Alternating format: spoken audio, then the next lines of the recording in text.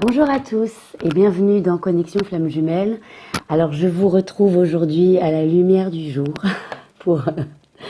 je fais une petite plaisanterie parce qu'effectivement j'ai beaucoup souri ces derniers temps parce qu'effectivement mes vidéos que je tourne la nuit lorsque je suis au calme eh bien, sont très peu éclairées et je le reconnais. Et c'est de plus en plus embêtant, donc je promets la prochaine fois de mettre plus de lumière. Voilà. Donc je tourne 2 jours pour vous proposer une vidéo qui va être une extension, une suite de la première vidéo que j'avais fait sur le parcours et le vocabulaire. Voilà. Donc pour ceux qui ne l'auraient pas encore vue, avant de regarder celle que je vais faire maintenant, je vous invite à la regarder parce qu'il y a le vocabulaire de base, etc., les nuances. Je ne vais pas forcément revenir dessus pour ne pas toujours répéter la même chose, éviter de faire des vidéos trop longues pour que vous ayez quand même plaisir à les regarder. Alors, aujourd'hui, je voulais rentrer un peu dans les détails de ce qu'on appelle le contrat d'âme, parce qu'on dit souvent que la relation de flamme jumelle est une relation de contrat d'âme. Et des contrats d'âme, finalement, il y en a de plusieurs types dans la vie. Alors, on va essayer de les balayer pour arriver jusqu'à celui de flamme jumelle, le contrat d'âme un petit peu ultime, je dirais, qui est le mix de tous les autres. Donc voilà, je voudrais vraiment expliquer ce qui se joue dans les autres contrats. Bon, il n'y en a pas 36, il y en a 3. Et qu'est-ce que c'est un contrat d'âme? Je pense que dans la vie, vous avez tous pu l'expérimenter à différents niveaux, soit dans la vie professionnelle, soit dans la vie amicale, mais évidemment aussi dans la vie amoureuse. Il y a des gens, qui passent dans la vie, qui viennent, on s'en souvient plus, voilà, c'est des gens lambda, avec qui on a une entente ou pas, mais qui ne nous marquent pas, qui ne marquent pas le chemin de vie, qui ne marquent pas le destin, qui ne génèrent pas de changement en nous, etc., qui nous laissent comme on les a trouvés. Et puis, qui ne font que passer, voilà, c'est ça. Et puis, il y a des relations, donc encore une fois, ça peut être dans le domaine professionnel, ça peut être dans le domaine amical, dans la famille même, et dans le domaine amoureux évidemment, qui vont transformer quelque chose chez nous, qui vont nous marquer, avec qui on va traverser un temps, une aventure, un moment de notre vie, et on va se sentir, on va se trouver changé. Ils vont changer quelque chose chez nous, ils vont apporter quelque chose, ou ils vont nous déposséder de quelque chose, mais de toute façon, à chaque fois qu'on est dépossédé de quelque chose, on gagne la conscience de cette dépossession, donc finalement on avance. Il y a des relations qui vont nous marquer par la joie, par le bonheur et par la plénitude.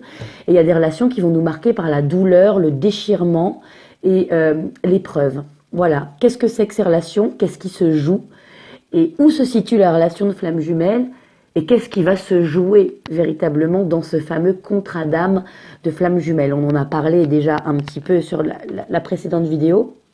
Mais voilà, je voulais revenir dessus. Alors, on va démarrer. Je voudrais qu'on reprenne cette notion. On l'avait... Oula, ma mine, elle est toute cassée. Je vérifie que vous voyez bien. Oui. Rappelez-vous, à l'origine, il y a cet œuf. Donc ça, c'est le mythe des flammes jumelles. Cet œuf complet, en complétude, qui serait le féminin et le masculin, le yin... le yang et le yin, etc., etc., etc. Ça, on l'a déjà vu, on va pas recommencer. Et puis, il y a cette séparation originelle, cette incarnation dans 2 corps différents, qui fait qu'on est sur la Terre 2 personnes différentes, soit homme ou femme, soit 2 hommes, soit 2 femmes. Voilà, toujours avec nos polarités dominantes. Et puis, il y a ça. Il y a la blessure originelle. Ça, on est d'accord, vous vous en rappelez, c'est la base. Cette blessure originelle qu'il va falloir à chacune des 2 polarités guérir afin de pouvoir se ressouder. Ça va être le chemin de vie qu'on va demander aux flammes jumelles. Voilà. Donc, on part là-dessus. On est sur la Terre. On va prendre simplement un exemple. Donc voilà, on imagine qu'on est là, voilà, dans notre vie, sur Terre, incarné. Alors pardonnez-moi, je ne suis pas dessinatrice. Voilà, on est la polarité sur la Terre, donc soit un homme, soit une femme, et puis on vit. Alors on est composé de notre yang, de notre yin, de nos 2 polarités qui s'équilibrent. Et puis on a nos blessures, voilà. Alors on n'est pas obligé d'être tout blessé. C'est pas au moment où on rencontre sa flamme jumelle qu'on commence à guérir. On peut avoir quand même guéri des choses avant de rencontrer la flamme jumelle parce qu'on a quand même eu un chemin de vie. On rencontre pas sa flamme jumelle à 2 ans ou 10 ans, hein, on est bien d'accord, ou peut-être que si, mais en tout cas au moment de la reconnexion et où on s'engage sur un cheminement, on a quand même quelques expériences de vie. Donc ces expériences de vie, effectivement, elles peuvent avoir apporté des grosses blessures, et puis elles peuvent aussi en avoir guéri d'autres. Donc voilà. Et puis à l'intérieur de nous, on a notre blessure originelle. Voilà ce qui est finalement ça, cette membrane, c'est le rapport à l'autre. La blessure originelle, ce qu'on appelle la blessure originelle, donc on l'a vu, hein, c'est l'abandon, le rejet, la trahison, etc., qui engendre 2 systèmes de comportement à nuancer, hein, toujours le contrôlant et l'évitant. On a vu évidemment dans le parcours de flamme jumelle que ça se mélange, que ça se switch, qu'en fonction des étapes dans lesquelles on est, en fonction de l'autre, parce qu'on va voir qu'on est toujours sur une mécanique. On n'est pas seul en face de nous, ça interréagit. Bon, voilà, qui donne ça? Eh bien, cette blessure originelle, finalement, c'est la somme de nos expériences de vie. C'est la somme de nos expériences de vie, ce qu'on vit. Alors, avec nos parents, avec nos parents quand même beaucoup, avec nos relations sociales, nos relations de travail, et puis nos histoires d'amour. Voilà ce qu'on rejoue. Mais de toute façon, cette blessure originelle, elle est imperméable avec notre intériorité. Et notre intériorité, qu'est-ce que c'est? C'est ce qu'on va appeler le karma. Notre intérieur. Voilà, donc on a notre polarité, je dirais, dominante, donc soit le yin, soit le yang, et on a notre polarité complémentaire, soit le yin, soit le yang.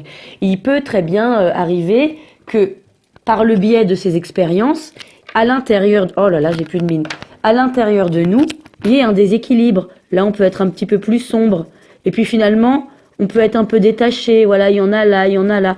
On peut être un petit peu mélangé, abîmé, secoué, déséquilibré.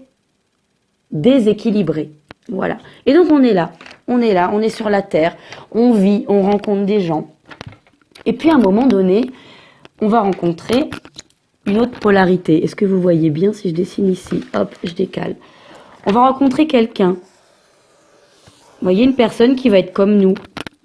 Une personne qui va être blessée aux mêmes endroits, qui va avoir plus ou moins guéri là aux mêmes endroits, qui va avoir des petits points de discordance plus ou moins aux mêmes endroits.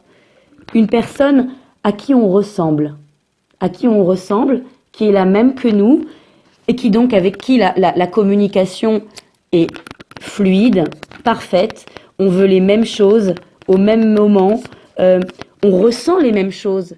On est totalement pareil, on souffre des mêmes douleurs, on a le même équilibre intérieur, on est les mêmes. On est les mêmes, on se ressemble, on se comprend, on s'accepte à demi-mot. Et donc, évidemment, c'est extrêmement facile, quoi. Alors, dans l'amitié, dans les relations professionnelles, on a la même façon de travailler. Dans l'amitié, on a la même façon de voir les choses. On aime les mêmes choses, on rigole des mêmes choses. Et dans l'amour, on a la même vision de l'amour. Vous voyez la phrase de Saint-Exupéry, s'aimer, c'est regarder dans la même direction. Dans cette configuration-là, ça marche. On regarde dans la même direction, on va au même endroit. Et en général, ça, quand on rencontre cette personne-là, c'est une relation qui va très très vite.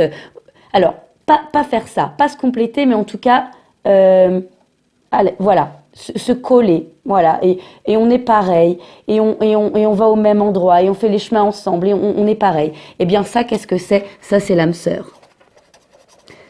L'âme sœur, celle qui nous ressemble, celle avec qui on est la même, on partage notre intériorité, on partage notre composition intérieure, on partage nos blessures, on partage nos expériences de vie, et on est dans une pas dans une complémentarité, dans une ressemblance telle qu'on a véritablement l'impression qu'on est les mêmes, qu'on est super fort, qu'on sait trouver.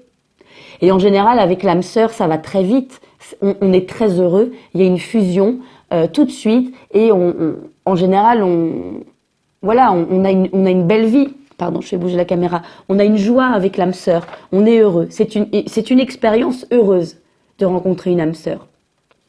je suis certaine que pour beaucoup d'entre vous, ça a dû déjà être le cas. L'âme sœur, ça ne veut pas dire qu'on finit sa vie avec, mais on peut faire tout un chemin de vie, 10 ans, 15 ans, 20 ans, on fait des enfants, parce qu'on est tellement pareil que tout est facile. Il n'y a pas tellement de douleur avec l'âme sœur, on est dans une grande joie. On est dans une grande joie, on est dans un épanouissement, on s'accepte l'un et l'autre. On est dans une forme de complétude, parce qu'on se glisse l'un sur l'autre, on se glisse l'un dans l'autre, sous la peau de l'autre, dans la peau de l'autre. On est pareil, c'est un gant. La relation avec l'âme sœur, c'est un gant. Et donc, il y a beaucoup de joie. Voilà, je vous ai fait un petit cœur, et donc on est heureux. Eh bien, ça, c'est un type de contrat d'âme. C'est le contrat d'âme, finalement, le plus heureux. Voilà. Désolée de le dire, parce que, désolée de le dire, non, parce que, moi-même, j'ai une flamme jumelle, donc, mais l'âme sœur, c'est vraiment la relation tranquille, sereine, heureuse, épanouissante et pas difficile. Parce que vraiment, il y a un espèce de, on est pareil, on avance ensemble. Ça, c'est le premier contrat d'âme. Allez, je déchire la page, on va le garder. Ça, c'est le premier contrat d'âme. Et puis, on a un deuxième contrat d'âme. Donc, on va se reprendre, nous. Voilà. Toujours pareil, on est là. Avec, avec nos petites blessures, plus ou moins guéries, encore qui font mal. On a notre karma intérieur, voilà, un petit peu... déséquilibré par nos expériences de vie. Le karma, pardon, j'ai oublié de le dire tout à l'heure. Là, ça va être vraiment nos expériences de vie, du rejet, de l'abandon. C'est vraiment la vie. C'est notre incarnation qui nous marque. De toute façon, au moment de la séparation des deux âmes pour s'incarner dans le corps, voilà, ça vient de là. Donc c'est vraiment l'incarnation qui nous marque, nos expériences de vie. Et le karma, si on n'a pas envie de parler de spiritualité, parce qu'on n'est pas toujours obligé de parler de la source, du divin, bon voilà, c'est un peu grandiloquent, on peut très bien ramener les choses sur la psychologie de manière beaucoup plus basique. On va dire que c'est les mémoires transgénérationnelles, ce qu'on hérite du passé familial. Des nœuds familiaux de ce qui s'est joué avant dans nos vies, peut-être si on a envie de le dire, des vies antérieures. Vous savez, aujourd'hui dans la génétique, donc la génétique c'est très sérieux, c'est les sciences, on remarque qu'au niveau génétique, dans l'ADN, on possède des marques de la vie de nos ancêtres. Donc des marques génétiques, c'est aussi des marques psychologiques et c'est ce qu'on voit dans la psychanalyse avec l'analyse transgénérationnelle où il y a une psychologie, il y a une psychanalyse de la géologie, etc., de la généalogie, pardon.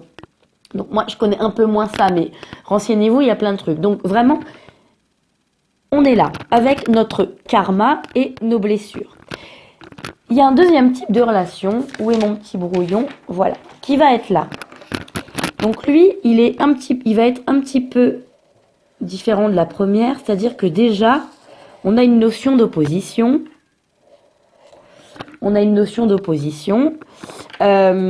Avec aussi des blessures, évidemment.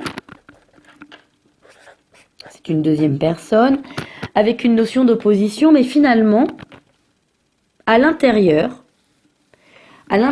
ça va être, parce que là, on peut se dire, tiens, c'est la flamme jumelle. On peut se dire, ah, voilà, quelqu'un qui me complète, mais en même temps, j'ai l'impression quand même qu'on est les mêmes, on se comprend, je le ressens, il est différent de moi, mais ça colle entre nous. Et pourtant, on ne réussira jamais à s'emboîter. Pourquoi? Parce que si on doit faire un petit schéma pour expliquer, finalement, cette partie-là, elle bouge tout le temps. Et souvent, elle vient se loger un petit peu comme chez nous. C'est quelqu'un, cette personne-là, qui au niveau karmique, donc dans son intériorité, ici, ce qu'on voit là, il est fluctuant. Il s'adapte tout le temps. Et pourquoi il s'adapte? Parce que il a des blessures ici qui sont telles qu'il a vraiment besoin de se nourrir de la personne. Il a besoin de aller sucer là, il y a des petites parties guéries. Il a besoin d'aller chercher ces parties guéries et de se guérir lui-même.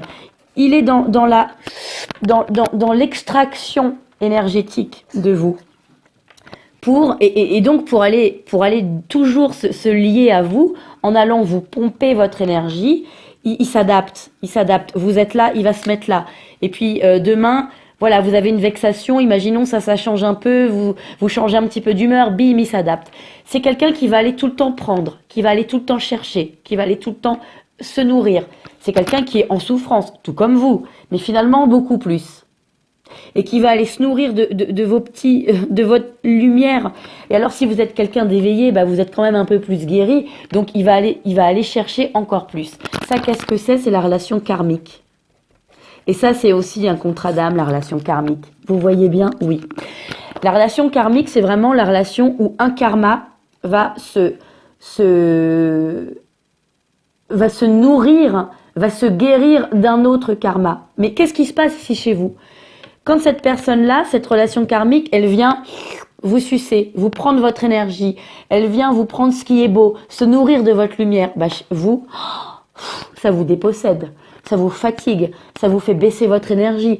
Déjà, ça fait mal, parce qu'il y a quand même la notion de... On essaye de s'emboîter. Donc, il y a le réveil des blessures. C'est quelqu'un qui vous blesse et qui vous vide. C'est quelqu'un avec qui ça va jamais s'emboîter, parce qu'ici, c'est mobile. Hein, c'est ce qu'on appelle ce côté manipulation qu'on a dans la relation karmique. Ce côté, la personne va nous faire en permanence culpabiliser, elle s'adapte, elle nous renvoie à nos contradictions, elle nous prend mais en même temps elle nous jette, elle se nourrit et en même temps elle nous renvoie comme un moustique qui vient, qui nous pique, qui se nourrit de notre sang, notre bon sang et qui nous renvoie du venin. Après on a un bouton. Voilà, ça c'est une petite métaphore un peu cucu, mais la relation karmique, ce serait vraiment comme un moustique. Donc le moustique, il se pose, voilà, je crois que je l'avais déjà dit d'ailleurs dans l'autre vidéo. C'est vraiment ça, c'est la notion de on pompe et on renvoie quelque chose de négatif. Mais attention, en fonction de notre blessure à nous, en fonction de notre avancée de guérison, on peut s'accrocher à une relation karmique pendant des années. On peut même fonder une famille avec une relation karmique. Parce qu'encore une fois, c'est un système. C'est un système. La relation karmique, elle a besoin de l'autre pour se nourrir. Et vous, bah, si vous êtes blessé, si vous êtes en relation si vous êtes en état encore de dépendance affective, si vous êtes en état, si à l'intérieur, là, c'est trop le bazar, vous manquez de confiance en vous, vous n'avez pas d'estime de vous, vous avez des blessures trop béantes, bah, vous vous accrochez à cette relation karmique. Parce que pour vous prendre, d'abord, elle s'adapte. Elle donne un petit peu, mais pour reprendre. Donc, vous vous accrochez un petit peu à ce qu'elle donne. Et c'est un truc de sangsue. C'est ça colle, c'est une sangsue. C'est vraiment une sangsue énergétique. Quand on est un petit peu guéri, quand on est un petit peu équilibré, la relation karmique, et quand on a de l'expérience surtout, la relation karmique, on la voit arriver. On la voit arriver, donc on la vit 15 jours, 3 semaines, on a 2-3 rendez-vous, on se dit, ok, celui-là, il me dit ça, il réagit comme ça, il essaye de me faire culpabiliser, il retourne la situation à son avantage, il est d'une extrême mauvaise foi, il ne se remet pas en question, il n'a pas de lumière, il n'a pas d'amour. Il n'a pas d'amour. Il n'a pas d'amour. Il va donner un semblant d'attention, il va donner de la parole, il va donner peut-être un peu de matériel, mais il ne donne pas d'amour. Et bien donc, vous le reconnaissez, vous partez. Mais quand on ne reconnaît pas la relation karmique, on se dit, ouais, mais quand même, il y a quelque chose, donc j'attends. Ça ira mieux demain. Allez, je m'accroche. Allez, je reste, parce que je suis sûre que si je continue comme ça, finalement, ça va payer. Il ne me donne rien, mais il va donner. Et donc, ça donne des existences qui sont encore plus abîmées, quoi. Ça creuse la blessure. Ça creuse. Puis là, ça noircit encore plus. Et puis là, ça ne guérit jamais. On ne guérit rien. On appuie là où ça fait mal. C'est l'histoire, finalement, de ces fameux schémas reproductifs. Les schémas qu'on reproduit, moi je vous prends, ce rejet qu'on rejoue tout le temps. cet abandon qu'on rejoue tout le temps, cette même configuration qui revient en permanence dans la vie avec 1, 2, 3, 4 relations, parce qu'on n'a pas compris. La relation karmique, c'est un contrat d'âme, on nous l'envoie, ou en tout cas on l'attire, c'est cette fameuse loi de l'attraction. On attire ce qu'on vibre. On vibre un peu de blessure, on vibre un peu de lumière. Il y a une sangsue qui va arriver pour bouffer la lumière et appuyer sur la blessure. Voilà, parce que finalement, on a encore beaucoup de blessures.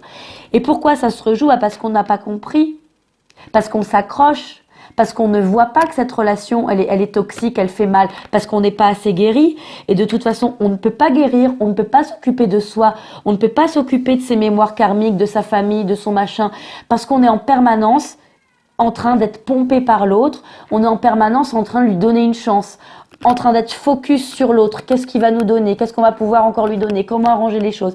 C'est quelqu'un qui joue sur la culpabilité, sur la manipulation, c'est ce qu'on appelle plus ou moins le pervers narcissique, etc.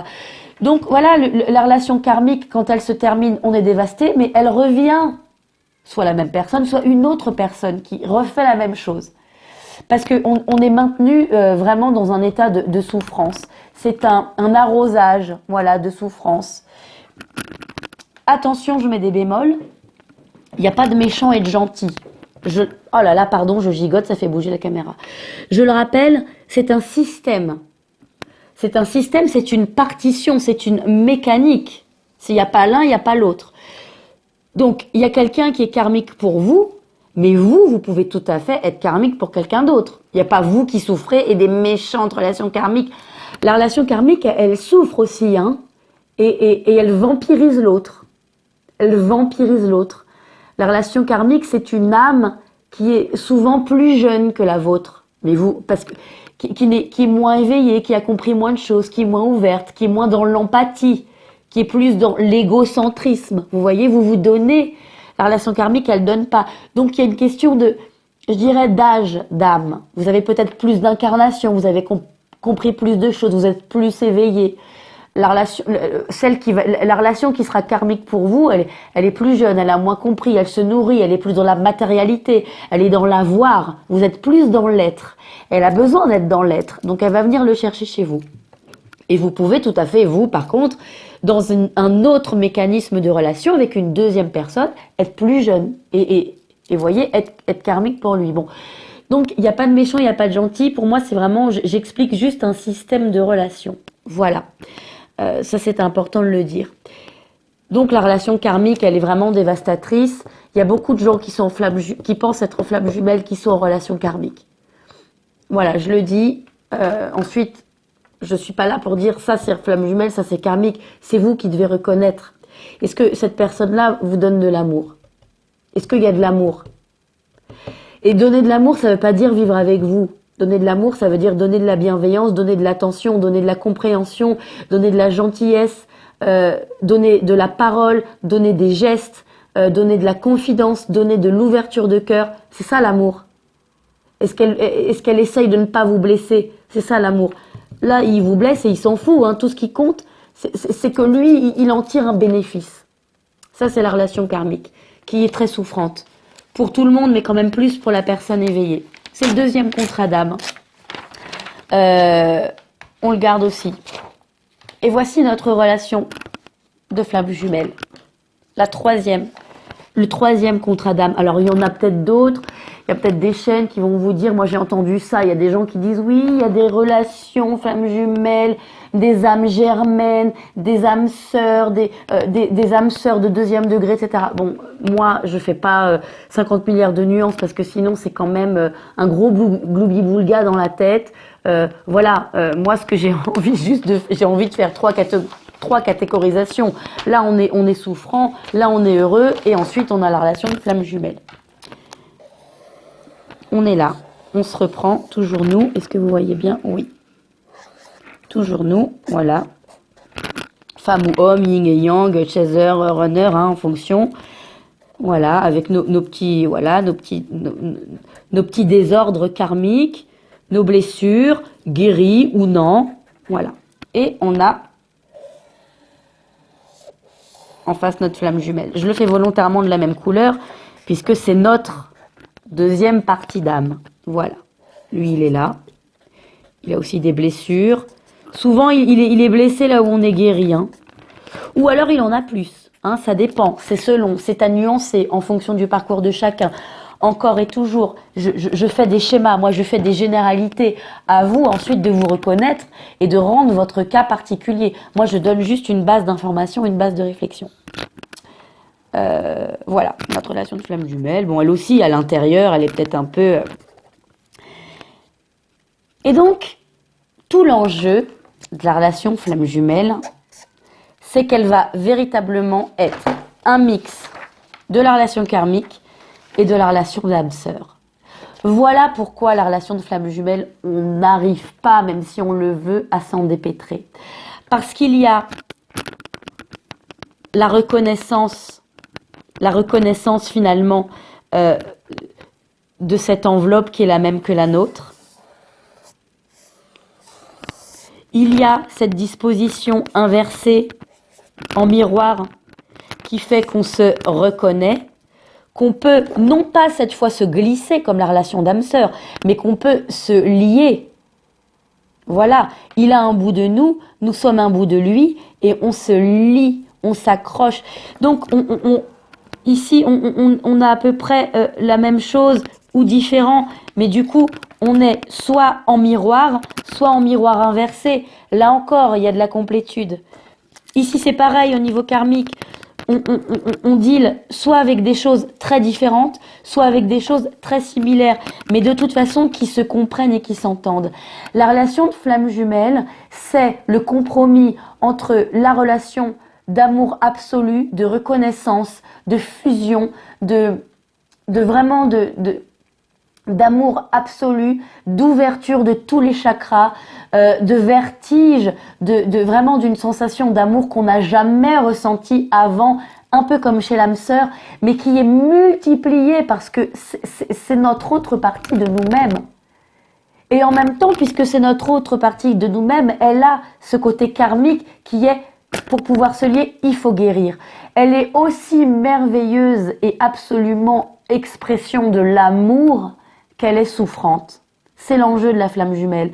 C'est pour ça que les flammes jumelles, quand elles disent « mais je ne peux pas l'oublier, je ne peux pas aller avec quelqu'un d'autre », évidemment. Évidemment. Et en même temps, elle a envie d'oublier parce que c'est très souffrant. Voilà. Il y en a toujours un qui est plus conscient que l'autre. On est d'accord. Il y en a toujours un qui est plus conscient que l'autre.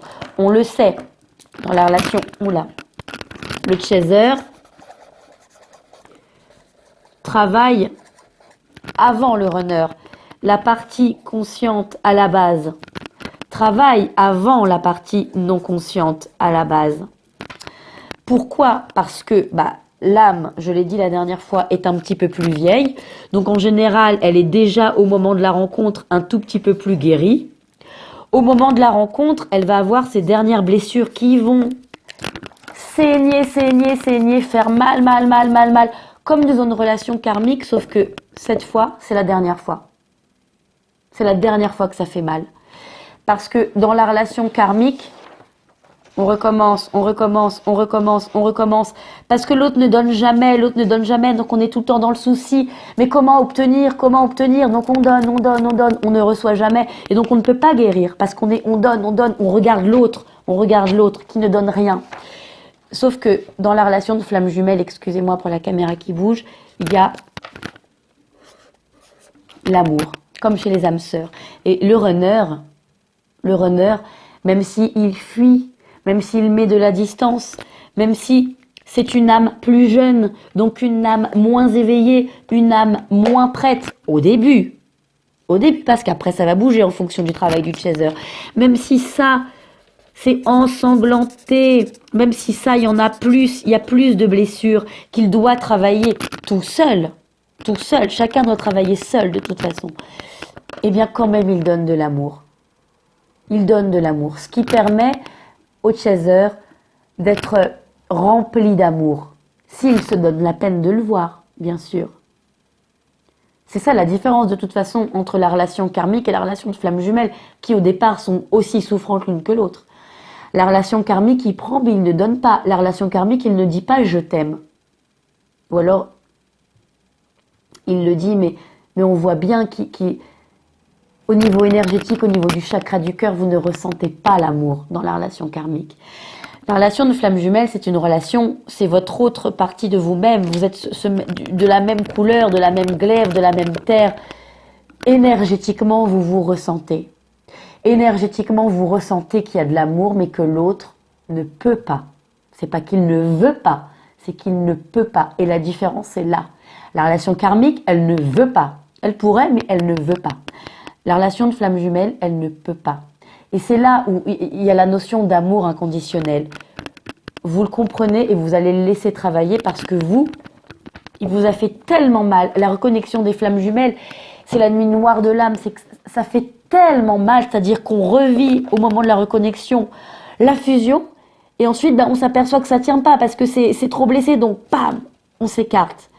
Séparation. Mais pas une séparation dans la haine. Une séparation parce que chacun est trop blessé. Et donc, il va falloir chacun de son côté guérir tout en gardant une relation énergétique et une relation d'amour.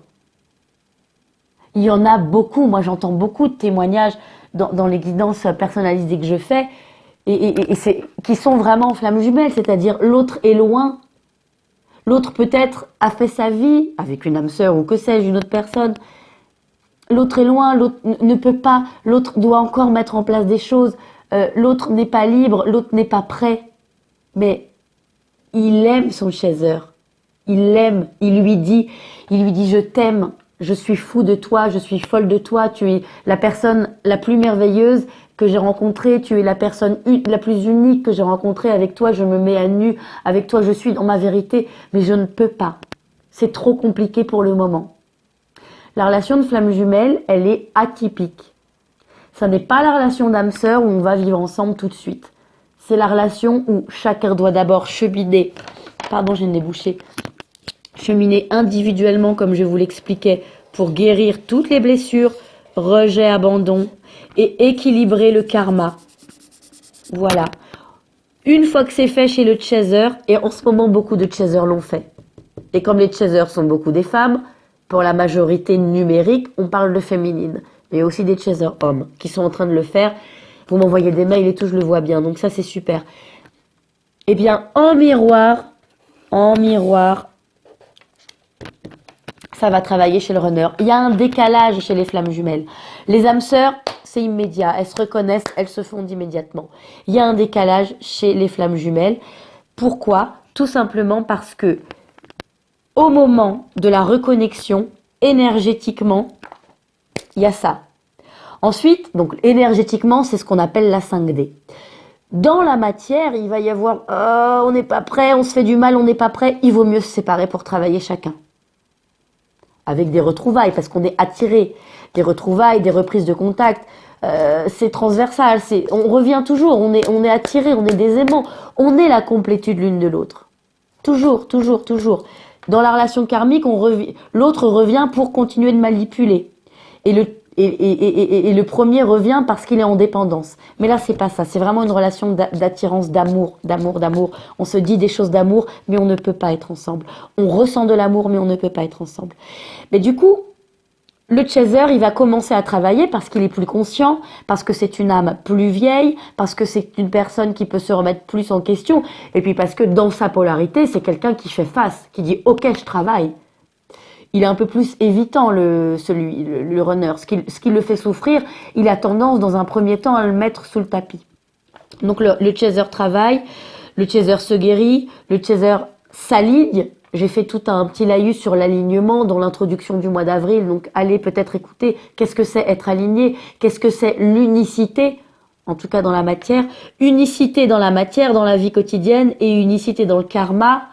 Donc voilà, ça passe par des thérapies, par un travail sur soi, par de la méditation, par des guérisons, par des soins, par tout un truc qui fait qu'on se sent mieux. Écoutez mes autres vidéos, je ne vais pas répéter la même chose parce que j'ai pas envie de vous saouler et je sais que déjà c'est long. Et donc, au moment où le chaser a sa complétude, et la complétude du chaser, c'est presque au moment où il a oublié son runner. Oublié, non, parce que c'est impossible, mais en tout cas qu'il ne l'attend plus. Il sait que cette personne existe, Il sait que cette personne va revenir et en attendant, il peut vivre en sérénité. Il n'y a plus de blessure ici. Il n'y a plus de blessure ici. Le chaser peut vivre en sérénité. Et c'est seulement là, seulement à ce moment-là où le chaser vit en sérénité que le runner, il sent. C'est ce fameux switch. Mais ce switch, le gros switch, parce qu'il y en a plein des petits switches tout le temps, tout feu. Je te fuis, tu me suis, je reviens, tu repars, j'en ai marre, tu me manques. Il y a plein de petits switches. Mais le gros switch qui va faire que le runner va faire le travail de guérison, c'est ce moment-là. C'est ce moment où le chaser est complètement dans la complétude. Il est aligné dans sa vie, guéri plus ou moins. C'est ce que je disais. Sinon, on est des anges. On n'est pas des anges. On a toujours des petits. Il restera toujours un ou deux trucs ici. Il y aura toujours un ou deux petits points. Sinon, on est Dieu, hein, on n'est pas Dieu, donc nous ne sommes pas des êtres parfaits. Mais au moment où, en tout cas, on a atteint la sérénité nécessaire pour ne plus être dans l'attente de l'autre et se dire l'autre est là, je le sais, il est de son côté, il viendra quand il voudra, de toute façon, je l'aime et c'est déjà un cadeau. J'ai guéri et c'est déjà un cadeau. Je suis bien dans ma vie, je suis alignée, j'ai l'abondance et c'est déjà un cadeau. Maintenant, le reste ne m'appartient pas. À ce moment-là, lui, il ressent la coupure dans la 5D. Au niveau énergétique. Ce qu'il ne ressentait pas avant. Parce que tant que le chaser n'est pas guéri, il est toujours dans une forme d'attente du runner. Il est toujours dans une forme de dépendance énergétique. Il envoie une présence énergétique, il envoie de l'amour, il envoie de la télépathie, ils se ressentent. Donc finalement, le runner, il a toujours... Alors, le poids, j'ai envie de dire, oui, le poids de l'autre et la présence de l'autre, la nourriture de l'autre, c'est comme dans la relation karmique. Mais sauf que il n'y a pas de pompage. Il est de son côté et il reçoit. Voilà, sans faire de mal. Le runner ne fait pas de mal. La relation karmique fait du mal. Et à un moment, quand le chaser est complet, eh ben, il arrête d'envoyer, il coupe un petit peu. Et là, eh ben là, il va être en manque. Dans la 5D, il va ressentir véritablement la coupure énergétique. C'est le gros switch. Et à ce moment-là, il va faire le même travail. Il va faire le même travail des blessures, le travail d'équilibrage du karma. Mais attention, c'est toujours un travail solo. Donc à ce moment-là, en fonction de son éveil, le travail peut prendre 1 mois, 2 mois, 3 mois ou 2 ans. Voilà, ça... C'est vraiment particulier à chaque parcours, particulier à chacun. Voilà. Et ensuite, il va pouvoir y avoir ça. Et même quand il y aura ça, ce qu'on appelle la réunion, ce sera toujours un petit peu atypique. Parce que la différence entre la flamme jumelle et l'âme sœur, on se fond l'un dans l'autre, on se ressemble. Et c'est que la relation de flamme jumelle, même quand on en est là, quand on revient à cet état originel, on reste des opposés. Et donc, il faudra toujours s'adapter. Mais de toute façon, on ne peut pas y échapper. Enfin, voilà, la relation de flamme jumelle. Alors, le libre arbitre, j'ai parlé aussi beaucoup du libre arbitre dans mon tirage d'avril. Le libre arbitre, il intervient surtout à ce moment-là, au moment de la réunion. C'est-à-dire, comment on organise la relation, qu'est-ce qu'on décide. Voilà. Le libre arbitre, ça va être aussi ce travail en solo. Est-ce qu'il est rapide, est-ce qu'il n'est pas rapide, est-ce que je donne la priorité à ce travail ou est-ce que je continue mon existence. La relation de flamme jumelle, elle est vraiment soumise à une nécessité d'harmonisation permanente à l'autre. D'abord une harmonisation en soi individuelle et ensuite une harmonisation à l'autre. Et donc la relation de flamme jumelle, elle est transversale. Voilà, on peut décider à un moment donné, souvent le chaser peut décider à un moment donné que c'est trop long, qu'il en a marre d'attendre, qu'il va aller un petit peu avec une âme sœur parce qu'il a besoin d'être heureux. Et puis le runner, il peut décider pareil, que c'est quand même une relation très lourde, c'est une relation très absolue. Et il est pas prêt, il a d'autres choses à faire. Donc voilà, ce libre arbitre de finalement peut-être faire d'autres choses, c'est ça, c'est à ce moment-là qu'il intervient. Donc ça donne des réunions qui sont plus longues parce que le libre arbitre de céder finalement à la facilité d'aller voir ailleurs ou d'être plus heureux, parfois les polarités le font. Les polarités ont envie d'être heureuses. Enfin, il n'y a pas de mal. Il n'y a pas de mal à avoir envie pour le runner d'être heureux dans sa vie matérielle. Il n'y a pas de mal pour le chaser à avoir envie d'avoir une relation harmonieuse. Il n'y a pas de mal. C'est aussi le chemin de vie. Mais la relation de flamme jumelle reviendra toujours sur le tapis. Soit en fond, parce que vous y penserez toujours. Soit une fois que le matériel sera réalisé. Une fois que le chemin avec l'âme sœur, voilà, vous aurez peut-être quand même le manque. Donc on y revient toujours. On y revient toujours. Et voilà, il y a des parcours de flammes jumelles où on va se lier, se réunir vite. Il y a des parcours de flammes jumelles où on va se réunir plus lentement. Voilà, c'est un parcours.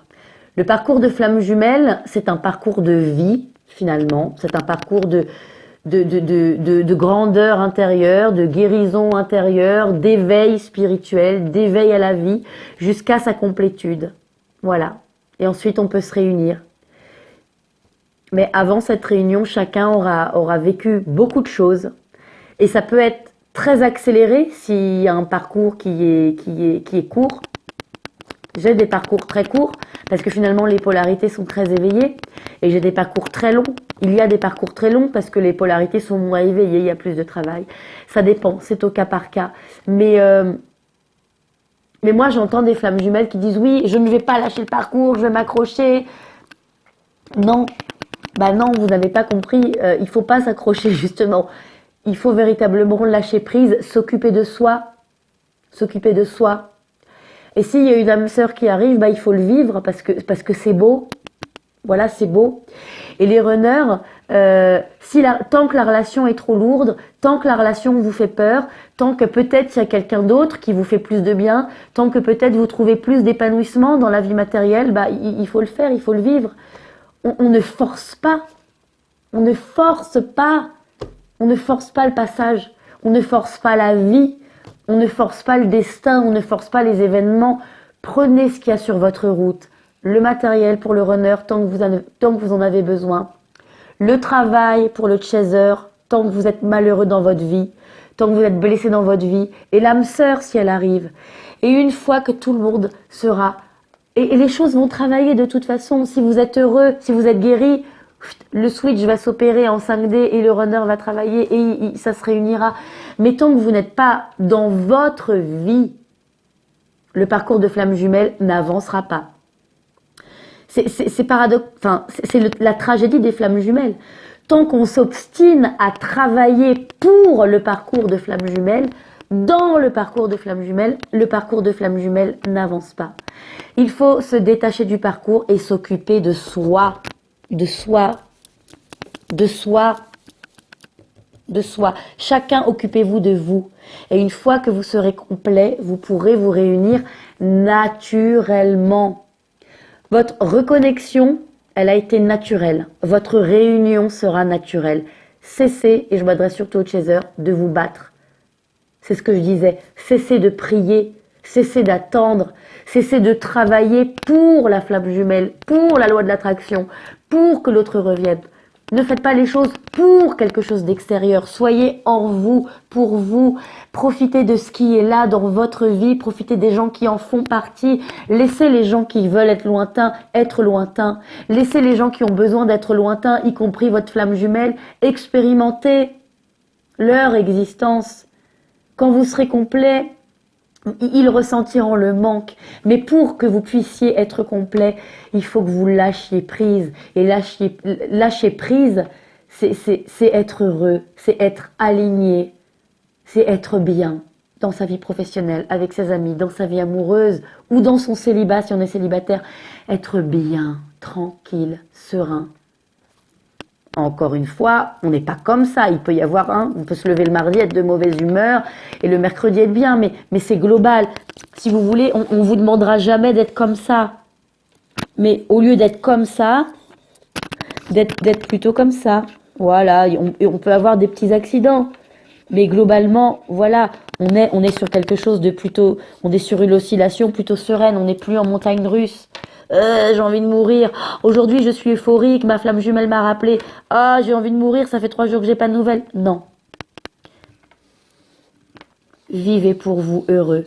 Mon travail va bien, mon appartement est ok, je suis heureux dans ma vie, j'ai mes amis, je me sens complet, j'ai de l'abondance. J'ai mis en place des actions pour être heureux dans mon travail, dans ma maison, dans mes relations. Je me prends en main et j'agis. Je ne suis pas attentiste, je ne suis pas passif, je n'attends pas que le destin m'envoie. J'agis, je marche, je fais un pas après l'autre et que j'accepte ce qu'on met sur ma route. Même si c'est une épreuve, je la vis, je la traverse et demain ça ira mieux.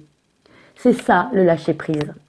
C'est regarder ce qu'il y a devant soi et ne pas... Le lâcher prise, c'est être sur votre chemin de destinée, mais ne pas regarder ici. Parce que votre destinée, il y a ça, il y a ça, il y a ça, il y a ça, il y a ça. Et quand on est flamme jumelle, on regarde ici. On travaille pour ici. On se dit oui mais ça va arriver. Non, parce que vous ratez là, vous ratez là, vous ratez là. Et tout ce que vous ratez là, ben ça, du coup, ça va encore plus loin. Vous voyez ce que je veux dire? Le quotidien, le lâcher prise, l'ancrage dans le présent, s'occuper de ce qui est bien pour vous aujourd'hui et maintenant. Et le travail va se faire en fond. Et une fois que vous serez occupé de ce qui est aujourd'hui et maintenant, de vos blessures, de ce qui vous rend malheureux et que vous serez complet, il y a le switch et de l'autre côté, ça va travailler. Mais pour le moment, il est nécessaire de cheminer individuellement pour se retrouver. C'est comme ça, c'est la mécanique. C'est une partition de fonctionnement. Si vous voulez mettre un boulon qui ne va pas dans le bon, sur la bonne vis, ça ne marchera pas. Il y a une mécanique. Et une mécanique, ça prend du temps. Un assemblage, ça prend du temps. Le moteur d'une voiture, il met du temps à être construit et avant de pouvoir rouler. Voilà, étape par étape, pas après pas. Guérissez de votre impatience et occupez-vous de votre vie, de ce qu'elle vous demande aujourd'hui et maintenant. Ce qui vous bloque aujourd'hui, ce qui vous rend malheureux, c'est ce qu'on vous demande de changer.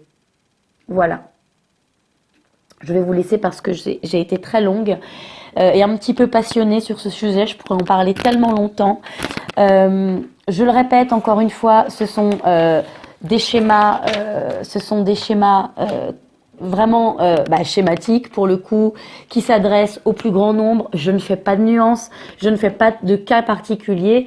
N'hésitez pas à m'envoyer des mails, à me demander éventuellement si vous le souhaitez des guidances personnalisées, si vous avez besoin d'avoir un éclaircissement sur votre parcours à vous.